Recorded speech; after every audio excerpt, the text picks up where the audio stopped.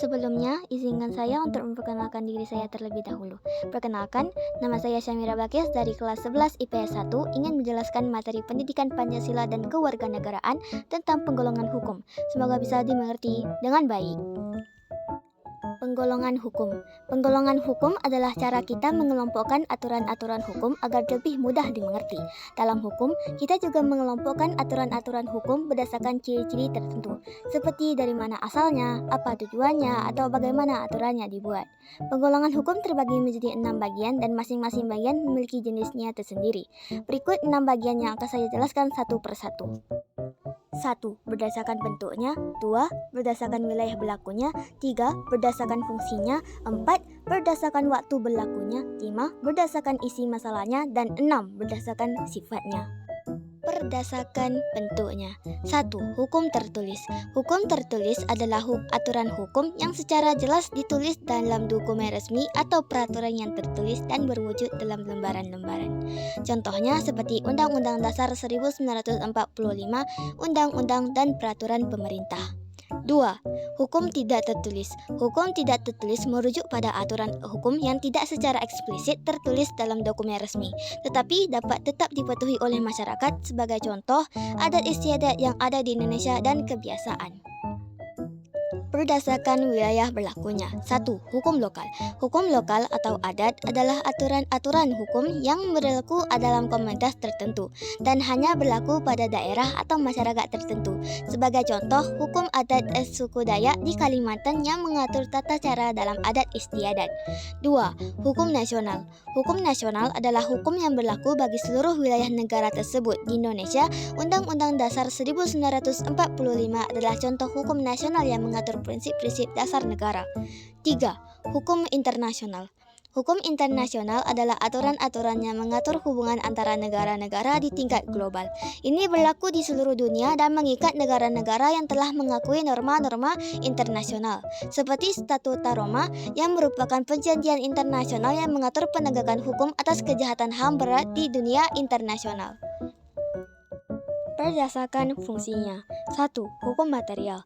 Hukum material adalah jenis hukum yang mengatur hak, kewajiban, dan substansi dari peraturan hukum. Ini fokus pada masalah material atau isu-isu substantif yang berkaitan dengan hak kewajiban individu atau entitas hukum.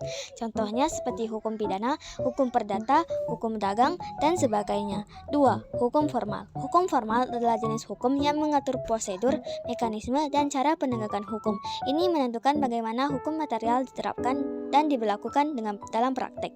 Hukum acara perdata adalah contoh hukum formal. Hukum ini mengatur prosedur pengajuan gugatan, persidangan, dan eksekusi putusan pengadilan.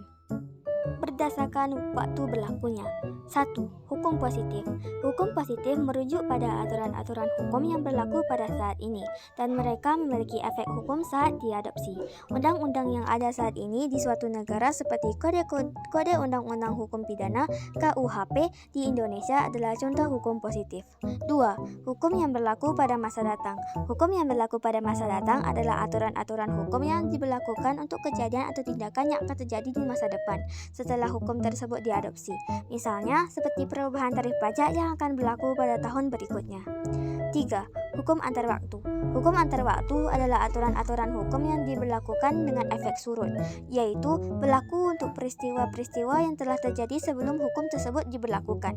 Contohnya pada tahun 1964 ada Undang-Undang Lalu Lintas Devisa.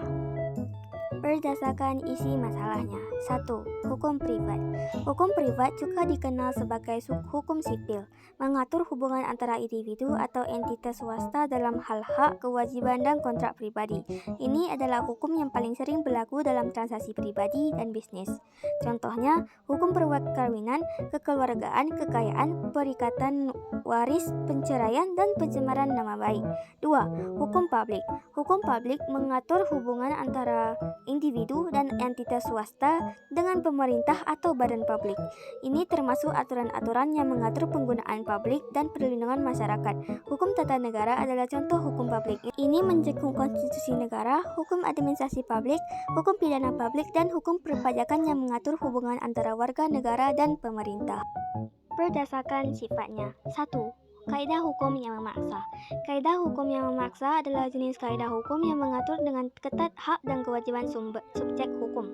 Aturan hukum bersifat mengikat dan tidak dapat diubah oleh kesepakatan individu. Hukum pidana adalah contoh kaidah hukum yang memaksa. 2. Kaidah hukum yang mengatur atau melengkapi. Kaidah hukum yang mengatur atau melengkapi adalah jenis kaidah hukum yang memberikan kerangka kerja umum atau aturan yang dapat digunakan sebagai pedoman, tetapi dapat diubah oleh kesepakatan individu jika diperlukan. Hukum kontra adalah contoh kaidah hukum yang mengatur atau melengkapi. Sekian penjelasan dari saya. Jika terdapat kesalahan selama penjelasan materi berlangsung, saya mohon maaf. Karena saya juga manusia, saya juga bisa salah. Saya tutup dengan wabillahi taufiq wa hidayah. Wassalamualaikum warahmatullahi wabarakatuh.